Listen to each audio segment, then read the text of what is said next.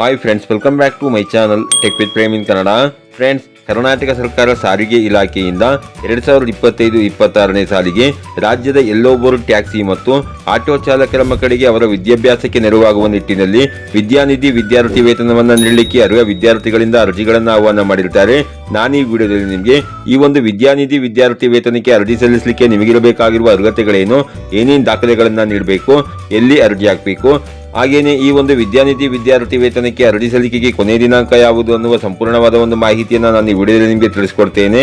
ಅದಕ್ಕಿಂತ ಮುಂಚೆ ನೀವೇನಾದರೂ ನಮ್ಮ ಚಾನಲ್ಗೆ ಹೊಸಬರಾಗಿದ್ರೆ ನಮ್ಮ ಚಾನಲ್ನ ಸಬ್ಸ್ಕ್ರೈಬ್ ಮಾಡಿಕೊಂಡು ಬೆಲ್ಲೈಕನ್ನ ಕ್ಲಿಕ್ ಮಾಡ್ಕೊಳ್ಳಿ ಫ್ರೆಂಡ್ಸ್.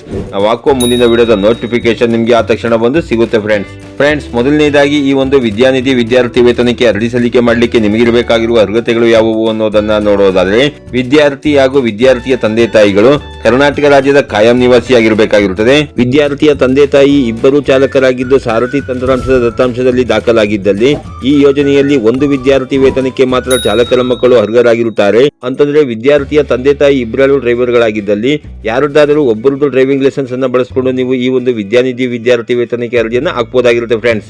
ಹಾಗೇನೆ ಕರ್ನಾಟಕದಲ್ಲಿ ಅಧಿಕೃತ ನೋಂದಣಿಯಾಗಿರುವಂತಹ ಶಿಕ್ಷಣ ಸಂಸ್ಥೆಗಳಲ್ಲಿ PUC, ಡಿಪ್ಲೊಮೊ, ITI, ಪದವಿ, LLB, ಪ್ಯಾರಾಮೆಡಿಕಲ್ ಹಾಗೂ B pharm, nursing, MBBS, BE, BTech ಮತ್ತು ಎಲ್ಲಾ ಸ್ನಾತಕೋತ್ತರ ಕೋರ್ಸ್ಗೆ ಪ್ರವೇಶ ಪಡೆದಂತಹ ವಿದ್ಯಾರ್ಥಿಗಳು ಅರ್ಜಿಯನ್ನು ಹಾಕಬಹುದಾಗಿರುತ್ತದೆ. ಹಾಗೂ ಕಳೆದ ಸಾಲಿನಲ್ಲಿ ನೀವು ಕನಿಷ್ಠ 60% ಅಂಕವನ್ನ ಪಡ್ಕೊಂಡಿರಬೇಕಾಗಿರುತ್ತೆ ಫ್ರೆಂಡ್ಸ್. ಹಾಗೇನೆ ಯಾವೆಲ್ಲ ಕೋರ್ಸ್ ಅನ್ನ ಓದುತ್ತಿರುವಂತಹ ವಿದ್ಯಾರ್ಥಿನಿಯರಿಗೆ ಎಷ್ಟು ಸ್ಕಾಲರ್ಶಿಪ್ ಅನ್ನ ವಾರ್ಷಿಕವಾಗಿ ನೀಡಲಾಗುತ್ತದೆ ಅನ್ನೋದನ್ನ ನೋಡೋದಾದ್ರೆ, ಪದವಿ ಮುಂಚೆ PUC, ITI, ಡಿಪ್ಲೊಮಾ ಓದುತ್ತಿರುವಂತಹ ವಿದ್ಯಾರ್ಥಿಗಳಿಗೆ 2,500 ರೂಪಾಯಿಗಳನ್ನ ವಾರ್ಷಿಕವಾಗಿ ಸ್ಕಾಲರ್ಶಿಪ್ ಆಗಿ ನೀಡಲಾಗುತ್ತೆ.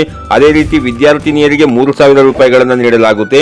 MBBS, BE, BTech ಮತ್ತು ವೃತ್ತಿಪರ ಕೋರ್ಸ್ಗಳನ್ನು ಹೊರತುಪಡಿಸಿ ಎಲ್ಲ BA, BSc, BCom ಪದವಿ ಓದುತ್ತಿರುವಂತಹ ವಿದ್ಯಾರ್ಥಿಗಳಿಗೆ ವಾರ್ಷಿಕ 5,000 ರೂಪಾಯಿಗಳ ಸ್ಕಾಲರ್ಶಿಪ್ ಅನ್ನು ನೀಡಲಾಗುತ್ತೆ.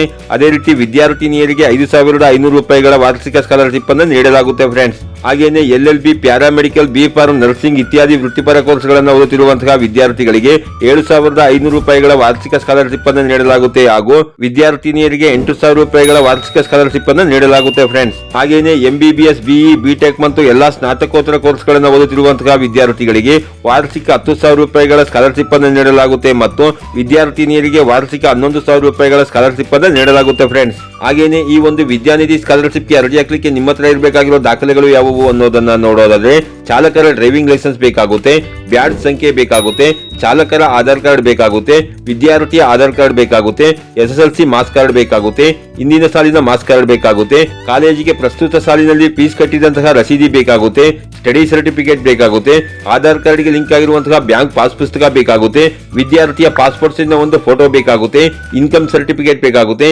ಹಾಗೆಯೇ ಕೊನೆಯದಾಗಿ ಆಧಾರ್ ಕಾರ್ಡ್ಗೆ ಲಿಂಕ್ ಇರುವಂತಹ ಮೊಬೈಲ್ ನಂಬರ್ ನೀವು ಇಟ್ಕೊಂಡಿರಬೇಕಾಗಿರುತ್ತೆ ಫ್ರೆಂಡ್ಸ್. ಯಾರೆಲ್ಲ ಎಲ್ಲೊಬ್ಬರು ಟ್ಯಾಕ್ಸಿ ಹಾಗೂ ಆಟೋ ಚಾಲಕರ ಮಕ್ಕಳು ಈ ಒಂದು ವಿದ್ಯಾನಿಧಿ ವಿದ್ಯಾರ್ಥಿ ವೇತನಕ್ಕೆ ಅರ್ಜಿಯನ್ನು ಹಾಕಬೇಕು ಅಂತಿದ್ದೀರಿ, ಅಂತವರು ನಾ ತಿಳಿಸಿರುವ ಈ ಎಲ್ಲಾ ದಾಖಲೆಗಳನ್ನ ಬಳಸಿಕೊಂಡು ನೀವು ನಿಮ್ಮ ಮೊಬೈಲ್ ಮುಖಾಂತರ ಸೇವಾ ಸಿಂಧು ಪೋರ್ಟಲ್ ನ ಸಿಟಿಜನ್ ಲಾಗಿನ್ ಮುಖಾಂತರ ಲಾಗಿನ್ ಆಗಿ ಬೇಕಾದ್ರೂ ನೀವು ಅರ್ಜಿಯನ್ನು ಹಾಕಬಹುದಾಗಿರುತ್ತದೆ. ಅಥವಾ ನಿಮಗೆ ಮೊಬೈಲ್ ನಲ್ಲಿ ಅರ್ಜಿ ಸಲ್ಲಿಕೆ ಮಾಡಲಿಕ್ಕೆ ಗೊತ್ತಾಗಲಿಲ್ಲ ಅಂತಂದ್ರೆ ನಿಮ್ಮ ಹತ್ತಿರದ ಕರ್ನಾಟಕ 1 ಅಥವಾ ಗ್ರಾಮ 1 ಅಥವಾ ಬೆಂಗಳೂರು 1 ಸೆಂಟರ್ಗಳಲ್ಲಿ ನೀವು ಅರ್ಜಿಯನ್ನು ಸಲ್ಲಿಸಬೇಕಾಗಿರುತ್ತೆ ಫ್ರೆಂಡ್ಸ್. ಹಾಗೇನೆ ಇದಕ್ಕೆ ಅರ್ಜಿ ಸಲ್ಲಿಕೆ ಮಾಡಲಿಕ್ಕೆ ಕೊನೆಯ ದಿನಾಂಕವನ್ನ ಸದ್ಯಕ್ಕೆ ನಿಗದಿ ಮಾಡಿರೋದಿಲ್ಲ. ಹಾಗೆ ಏನಾದರೂ ಇಲಾಖೆಯಿಂದ ಅರ್ಜಿ ಸಲ್ಲಿಕೆ ಮಾಡಲಿಕ್ಕೆ ಕೊನೆಯ ದಿನಾಂಕವನ್ನ ನಿಗದಿ ಮಾಡಿದ್ದಲ್ಲಿ ನಾನು ಈ ವಿಡಿಯೋದ ಕಾಮೆಂಟ್ ಬಾಕ್ಸ್ ನಲ್ಲಿ ಕಾಮೆಂಟ್ ಮಾಡಿ ಕಾಮೆಂಟ್ ಅನ್ನ ಪಿನ್ ಮಾಡಿರುತ್ತೇನೆ.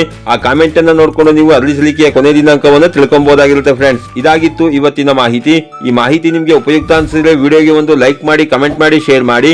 ಹಾಗೆ ನಮ್ಮ ಚಾನಲ್ಗೆ ಹೊಸಬರಾಗಿದ್ರೆ ನಮ್ಮ ಚಾನಲ್ನ ಸಬ್ಸ್ಕ್ರೈಬ್ ಮಾಡಿಕೊಂಡು ಬೆಲ್ ಐಕಾನ್ ಕ್ಲಿಕ್ ಮಾಡ್ಕೊಳ್ಳಿ ಫ್ರೆಂಡ್ಸ್.